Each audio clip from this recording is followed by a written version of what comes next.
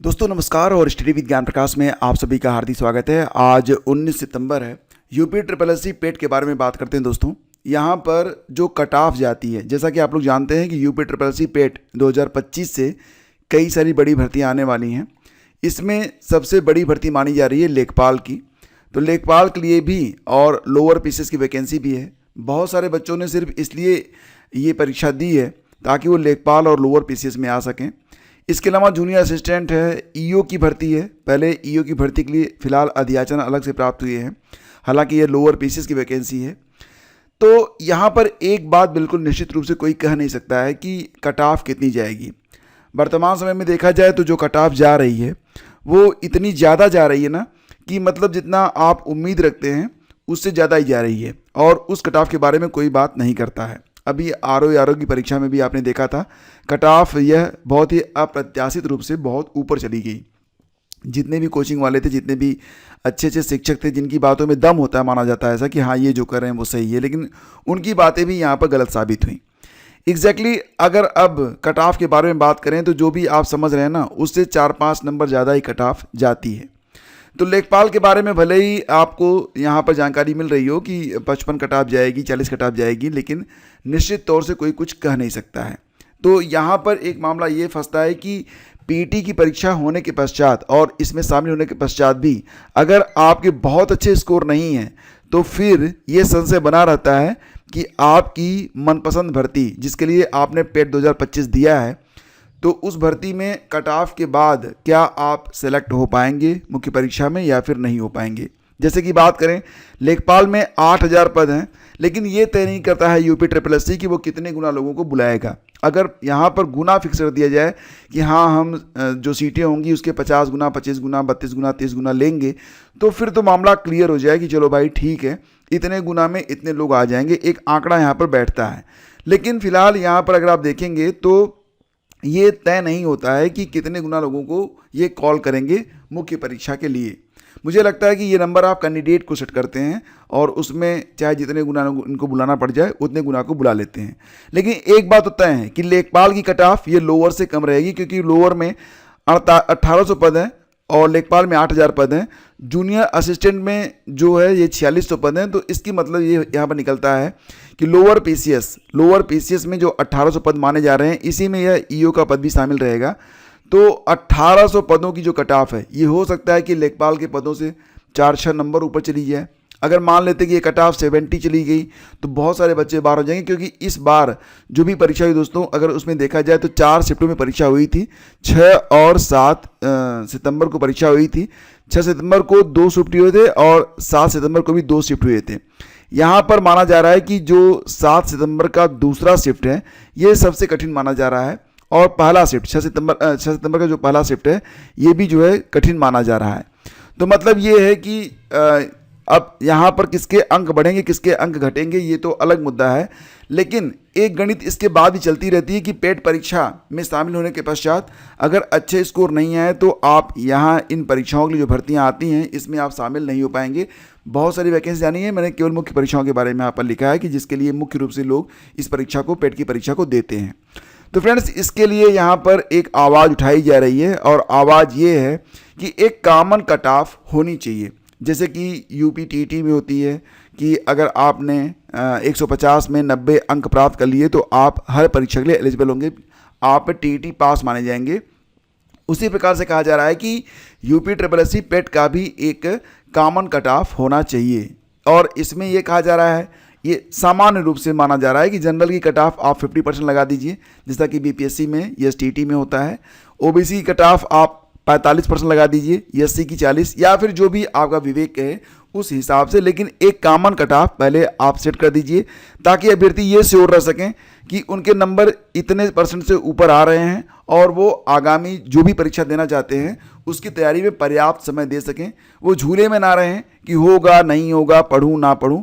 इस झूले को बंद करना यहाँ पर, इस पेंडुलम को बंद करना यहाँ पर बहुत ही ज़रूरी है।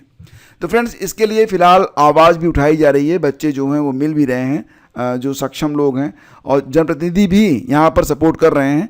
हालांकि देखा जाए तो फिलहाल तो बीजेपी की ओर से कोई यहाँ पर नहीं आया सामने, लेकिन रवि प्रकाश वर्मा ने इसके बारे में एक आवाज़ उठाई है। और मुझे लगता है कि मुख्यमंत्री इस समय अगर चाहें तो वो काफ़ी उदारता से चीज़ों पर विचार कर रहे हैं। आपने देखा था कि अभी जो टेट का मैटर हुआ था उस पर बैठक हुई, और बैठक के बाद मुख्यमंत्री ने ग्रीन सिग्नल दे दिया कि ठीक है, हम जो भी लोग टेट पास नहीं हैं उनके खिलाफ एक रिवीज़न करने के लिए सुप्रीम कोर्ट में उन्होंने याचिका डाल दी है।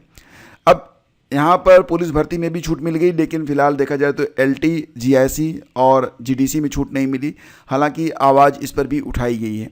दोस्तों, यहाँ पर अगर मुख्यमंत्री चाह लें तो ये काम आसान हो सकता है, अगर वो कह दें तो आसानी से ये काम बन सकता है। फिलहाल रवि प्रकाश वर्मा, इन्होंने, जो कि पूर्व सांसद हैं, तो इन्होंने यहाँ पर मुख्यमंत्री जी से कहा है कि जो डिमांड यहाँ पर रखी गई है कि जनरल के लिए 50%, OBC के लिए 55%, SC ST और PWD EWS के लिए 40% को कट ऑफ निश्चित किया जाए।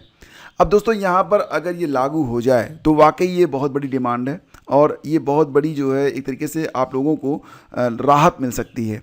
फिलहाल देखते हैं कि सरकार क्या करती है, लेकिन आवाज़ उठते रहना चाहिए, क्योंकि जब तक आप कहेंगे नहीं, लोग सुनते कहाँ हैं। ठीक है दोस्तों, बात करते हैं यहाँ पर। देखिए, डेपुटेशन पर लोअर PCS के पदों को भरा जा रहा है, और इसको लेकर अभ्यर्थी खासे परेशान हैं।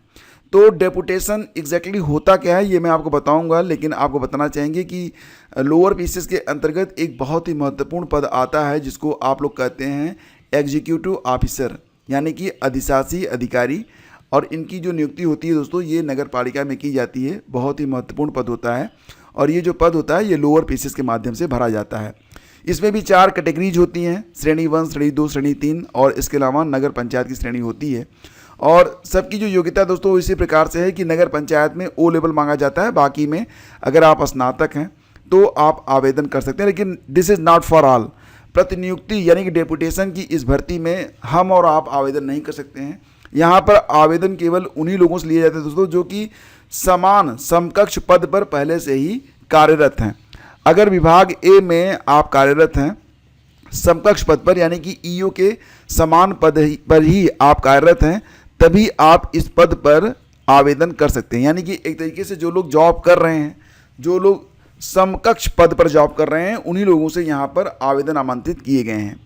अब डेपुटेशन का मतलब दोस्तों यहाँ पर ध्यान से समझिएगा, ये भी होता है कि कुछ समय के लिए, या फिर जैसे कि आप मान लेते हैं कि अपने पेरेंटल ऑर्गेनाइजेशन में हैं और विभाग A में आप काम कर रहे हैं, लेकिन यहाँ पर समकक्ष पद पर कोई वैकेंसी है, तो कुछ समय के लिए आप चाहें तो इस पद पर आ सकते हैं, और काम पूरा होने के बाद आपको पुनः अपने पुराने पद पर लौटना पड़ता है। तो ये व्यवस्था यहाँ पर की जाती है। अब इसके अलावा जो बाकी चीज़ें हैं वो मैं एक अलग वीडियो में आपको बता दूंगा, क्योंकि यहाँ पर अगर एलेबोरेट करने लगा, एक्सप्लेनेशन देने लगा तो बहुत लंबा वीडियो होगा। फिलहाल देखा जाए तो यहाँ पर प्रतिनियुक्ति के लिए यहाँ पर विज्ञापन जारी किया गया है। 10 अक्टूबर 2025 तक आवेदन आमंत्रित किए गए हैं। EO के पद पर आवेदन आमंत्रित किए गए हैं, जिसका बहुत ही पुरजोर तरीके से लोअर PCS जो एस्पिरेंट हैं वो विरोध कर रहे हैं। वो ये कह रहे हैं कि अगर ये पद रिक्त हैं तो इन पदों को भरने के लिए आखिर अभी तक भर्ती क्यों नहीं की गई, और प्रतिनियुक्ति की ज़रूरत क्यों पड़ रही है, और प्रतिनियुक्ति क्यों की जा रही है, जबकि आगे अगर सरकार चाहे तो 4-6 महीने में, साल भर में जो है इस पर नियुक्ति कर सकती है। यानी कि फ्रेश कैंडिडेट को इस पर नियुक्त किया जा सकता है। तो प्रतिनियुक्ति की आवश्यकता क्या है? एक ही व्यक्ति जब 2 पदों पर काम करता है, हालांकि 2 पदों पर नहीं रहता है, कुछ समय के लिए उसे अपना पुराना पद छोड़ना पड़ता है, फिर नए पद पर वो आता है, लेकिन फिर भी एक तरीके से उतनी डेडिकेशन के साथ यहाँ पर जो अधिकारी होता है वो काम नहीं कर पाता है। फिलहाल यहाँ पर आवाज़ तो उठ रही है। आपको बताना चाहेंगे कि ये डेडिकेशन के साथ जो काम करने का मतलब भावना होती है ना, ये सभी में नहीं होती है। एग्जैक्टली जो लोग प्रतिनियुक्ति पर आते हैं, अब देखो कितना हो पाएगा कितना ही हो पाएगा, that is depend on the that person, ये उस व्यक्ति पर निर्भर है। लेकिन फिर भी डेपुटेशन का विरोध तो हो रहा है, ये कहने का यहाँ पर आशय है। ठीक है, सारी चीज़ें अपनी जगह हैं, लेकिन फिलहाल अब अगर लोअर PCS की वैकेंसी आ रही थी तो ठीक है, लेकिन इन पदों को भी जो वैकेंसी आ रही है UPSSC पेट 2025 के माध्यम से, उसमें इन पदों को भी ऐड किया जाना चाहिए, ऐड होना चाहिए ना। मुझे भी लगता है कि ऐड करना चाहिए। फिलहाल ये वैकेंसी काफ़ी चर्चा में है, तो मुझे लगा कि इसके बारे में आपसे बातचीत करनी चाहिए। फ्रेंड्स आगे बढ़ें तो बिहार एसटीटी के लिए आवेदन आज से स्टार्ट होंगे और अब समय आपको मिलेगा केवल 19 से लेकर 27 तक, यानी कि 7 और 8 दिनों, एक सप्ताह तक केवल आपके फॉर्म भरे जाएंगे। और वेबसाइट एक नई बनाई गई है bsebstt.com, जो कि अभी फ़िलहाल जब मैं सुबह सुबह ये वीडियो बना रहा हूँ आपके लिए तो यहाँ पर ये लिख के आ रहा है कि कांट रीच दिस पेज। तो मतलब ये कि ये पेज अभी एक्टिव नहीं है, दोपहर तक हो सकता है कि एक्टिव हो जाए, देन यू कैन अप्लाई। ठीक है, तो ये चीज़ यहाँ पर निकल के आ रही है सामने। और यूपी ट्रिपल एससी ने 3 परीक्षाओं की घोषणा कर दी है। इसमें एक स्टेनो का है, आंसू लिपि की परीक्षा जो कि होगी 23 नवंबर को, और ये परीक्षा 3 से 5 बजे के बीच में होगी। 23 नवंबर को ही एक और परीक्षा कराई जानी है, नक्शा नवीस मानचित्र की परीक्षा। ये 23 नवंबर को ही सुबह की पाली में होगी 10 से 12 के बीच में। और इसके अलावा दोस्तों एक और परीक्षा है जो कि 9 नवंबर को कराई जा रही है, और ये परीक्षा है वन रक्षक की। तो वन रक्षक की परीक्षा 9 नवंबर को करवाई जाएगी। इसके बारे में एग्ज़ाम डेट आ चुकी है, तैयारी में आप लोग जो है लग जाइए। फिलहाल फ्रेंड थोड़ा सा और आगे बढ़ें तो एक और बात यहाँ पर निकल के सामने आ रही है। जैसा कि आप लोग जानते हैं कि यूपीटीटी के लिए बहुत सारे एस्पिरेंट इस बार आवेदन करेंगे, क्योंकि इसमें ऐसे शिक्षक भी शामिल रहेंगे जो कि अब अनिवार्य अर्हता के अंतर्गत आवेदन करेंगे। तो फीस बढ़ाने की बात की जा रही है। मतलब अगर आप यूपीटीटी पेपर 1 और पेपर 2 दोनों में आवेदन करते हैं तो आपको प्रति पेपर 1 में भी आपको 1700 रुपये और पेपर 2 में भी आपको 1700 रुपये की फ़ीस देनी पड़ेगी, यानी कि कुल फीस आपकी हो जाएगी 3400 रुपये। तो फॉर्म भरना ही मुश्किल हो जाएगा आपके लिए। मुझे लगता है कि बहुत सारे बच्चे इसमें फॉर्म नहीं भर पाएंगे। ठीक है, क्योंकि 3400 रुपये बहुत ज़्यादा होते हैं दोस्तों। तो यहाँ पर तो यही निर्णय लेना पड़ेगा कि यूपीटीटी का पहला फॉर्म भरें या दूसरा भरें, कौन सा ज़्यादा ज़रूरी है। ये भी हो सकता है, या हो सकता है कि लोग उधार भी लेंगे, क्योंकि बहुत सारे लोग जो टेट पास हैं वो जॉब में तो हैं नहीं। ठीक है, और ऐसा भी है कि बीएड जैसे तैसे उनका हो गया है उधार लेके, लेकिन अब टेट के लिए भी 3400 रुपये जिसके पास पैसे हैं उसके लिए एक छोटी अमाउंट हो सकती है, लेकिन मुझे लगता है कि मेजोरिटी में जो छात्र हैं उनके लिए एक बहुत बड़ी अमाउंट है। पे करने से पहले इंसान 10 बार सोचेगा, 15 बार सर पटकेगा। फिलहाल यहाँ पर शिक्षा सेवा चयन आयोग ये कह रहा है कि शुल्क बढ़ाने की वजह यह है कि अब हमें 4 नई एजेंसियाँ सेलेक्ट करनी पड़ रही हैं परीक्षा की शुचिता के लिए, और इसमें व्यय जो है बढ़ जाएगा। हमने जो परीक्षा करवाई थी असिस्टेंट प्रोफेसर की 16 और 17 अप्रैल को, उसमें बहुत अधिक धनराशि हमारी खर्च हुई थी। इसलिए अब अगर 29 और 30 जनवरी को हम यूपीटीटी करवाते हैं तो हमें अधिक धन की आवश्यकता होगी, जिसके लिए फ़ीस बढ़ाने की बात यहाँ पर की जा रही है। लेकिन यहाँ पर शासन से अभी उनको सहमति नहीं मिली है। शासन अगर सहमति दे देता है तो फीस तो आपके पहुँच से भी बाहर जाने वाली है। ठीक है, यहाँ पर कह रहे हैं कि हम 4 एजेंसियाँ चुनेंगे। पहली एजेंसी जो होगी वो इस प्रकार से काम करेगी कि जो पेपर होगा उसे छपवाकर जिलों के कोषागार तक पहुंचा देगी।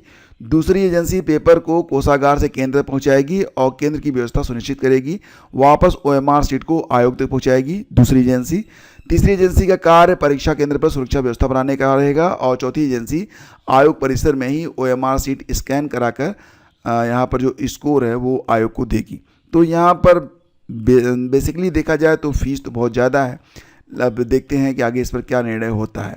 फ्रेंड थोड़ा सा और आगे बढ़े तो सीजीएल परीक्षा में हैकिंग की कोशिश, केंद्रों पर होगी कार्रवाई। तो कंप्यूटर आधारित चयन परीक्षा 26 सितंबर तक चल रही है। यहाँ पर कुछ ऐसे भी हैकर हैं जिन्होंने स्क्रीन को हैक करने का प्रयास किया है। एसएससी को डिजिटल सुरक्षा सिस्टम के माध्यम से पता चला है कि कुछ परीक्षा केंद्रों पर उम्मीदवारों के सिस्टम पर नियंत्रण और हैकिंग के प्रयास किए जा रहे हैं। हालांकि आयोग ने कहा है कि ऐसे मामलों पर कड़ी कार्रवाई और कानूनी रूप से कार्रवाई की जाएगी।